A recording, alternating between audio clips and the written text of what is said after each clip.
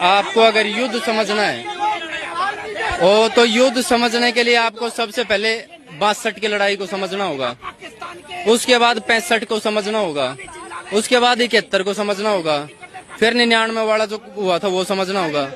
तो आपको पूरा का पूरा जो ये मसला ये समझ में आ जाएगा कि युद्ध किस प्रकार से होगा।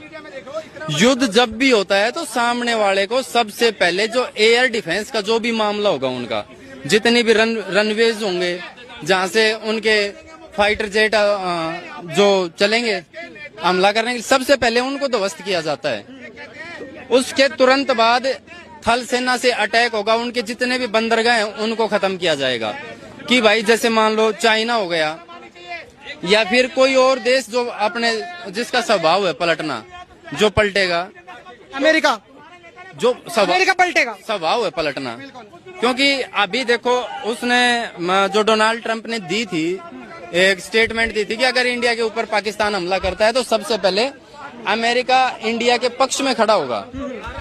और इस दौरान अब जो उनके जो बोलने का तरीका वो आप चेक करते जाओ, अब बिल्कुल थोड़ा थोड़ा मतलब अपने जो टारगेट है उससे फिसलते आ रहे हैं वो। मतलब जो अमेरिका है, डोनाल्ड ट्रंप, उनके बयान कुछ इस तरीके से आ रहे हैं कि पूरा पक्का नहीं लग रहा कि अमेरिका खड़ा है। नहीं, वो साथ देंगे नहीं, अमेरिका साथ नहीं देगा, नहीं देंगे। अच्छा, आपको आप अगर व्हाइट पेपर पे भी लिखवा लेंगे तब भी साथ नहीं देंगे, क्योंकि जैसे ही इंडिया के ऊपर थोड़ी सी भी हलचल होगी तो सबसे पहले रशिया बीच में आके खड़ा होगा, और जैसे ही रशिया बीच में आके खड़ा होगा तुरंत वहां से अमेरिका बैक स्टेप हो जाएगा।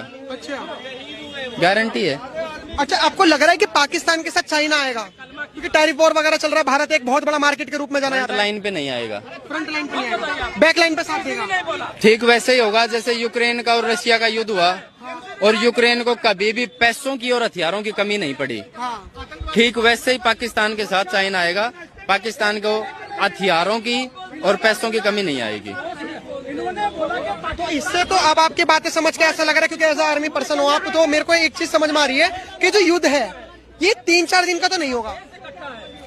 मैं आपको एक चीज बिल्कुल क्लियर कर देता हूँ, सबसे पहले छोटा अटैक होगा, सिंपल अटैक होगा, छोटा अटैक होगा, और एक पॉइंट को जो मेन पॉइंट है उसको निशाना बनाया जाएगा जहाँ पे जितनी ये आतंकवादी गतिविधियां होती हैं, जहाँ पे हाफिज सईद जैसे लोगों का ठिकाना है, और जैसे ही उस पॉइंट को निशाना बनाया जाएगा और वहाँ पे कुछ जो जितने भी आतंकवादी